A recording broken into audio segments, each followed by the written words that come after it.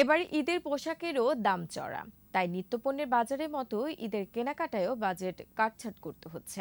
এরই মধ্যে বিভিন্ন স্থানে বিপণী বিতানগুলোতে জমে উঠেছে ঈদের কেনাকাটা। দামের সাথে সমন্বয় করে কিনছেন পছন্দের পোশাক, জুতো ও অন্যান্য সামগ্রী। প্রতিনিধিদের সহায়তায় আরো জানাচ্ছেন শতরূপা দত্ত।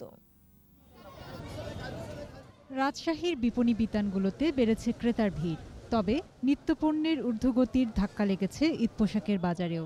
দোকানে বৈচিত্র্যময় পোশাকের সংগ্রহ থাকলেও বিক্রি কম বলছেন বিক্রেতারা। নতুন কিছু আইটেম এসছে বাজারে, আপনার যে সারারা, গারারা, নাইরা এই টাইপের ড্রেসগুলো কাস্টমার বেশি। এর আগে যে রেট ছিল তার থেকে একটু রেট বেশি এখন। কাস্টমার ক্রয় ক্ষমতার বাইরে চলে যাচ্ছে, ওই জন্য অনেক ভিড় হচ্ছে, কিন্তু বেচা কেনাতে সেরকমভাবে হচ্ছে না। বঙ্গবাজারের আগুনের প্রভাবও পড়েছে রাজশাহীর ঈদ বাজারে। আমরা যদি মাল না নিয়ে আসতে পারি তাহলে আমরা ধরেন কাস্টমারের কাছে বেচতে পারছি না। রাজশাহীর জনপ্রিয় বিপণী বিতান আরডিএ মার্কেট। নিম্ন ও মধ্যম আয়ের মানুষ স্বচ্ছন্দে কেনাকাটায় আসেন এই মার্কেটে। তবে ক্রেতারা বলছেন এবার দাম বেশি হওয়ায় চাহিদার তুলনায় কিনতে হচ্ছে কম। টাকাটা একটু কম হলে আরো দুইটা বেশি হতো, আর বাচ্চাদের হাতে সাধারণত লাগে সকাল বিকাল পড়তেও লাগে, সেটা আর হচ্ছে না। গতবারের চেয়ে রেট কিন্তু 300-400 টাকা ডিফারেন্স আর কি বেশি। খুলনায়ও ঈদের বাজার বেশ জমেছে। এবছর সিল্ক আর জামদানি শাড়ির চাহিদা বেশি। দোকানগুলোতে শোভা পাচ্ছে বাহারি ডিজাইনের পাঞ্জাবি।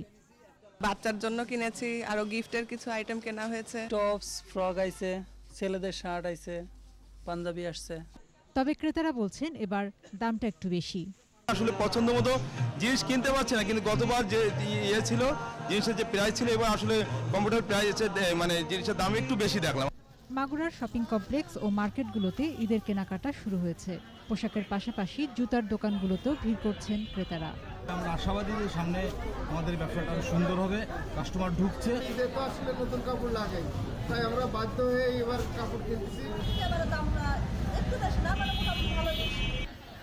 সামনের দিনগুলোতে বিক্রি বাড়বে বলে আশা ব্যবসায়ীদের। শতরূপা দত্ত, 21 টেলিভিশন।